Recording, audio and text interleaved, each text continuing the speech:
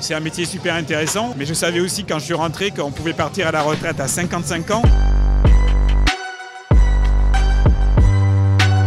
Quand je suis rentré en 85, mes collègues partaient à la retraite à 55 ans. Ils se remettaient à faire du sport, ils voyageaient. Ils étaient en pleine forme. Et franchement, on se disait, c'est dur, mais à 55 ans, je me tire de là et j'aurai une belle vie, une reste à vivre intéressant, quoi. Aujourd'hui, c'est dur. Et quand je vais partir à la retraite, je vais tomber malade et il y a de grandes chances pour que je meure. Voilà.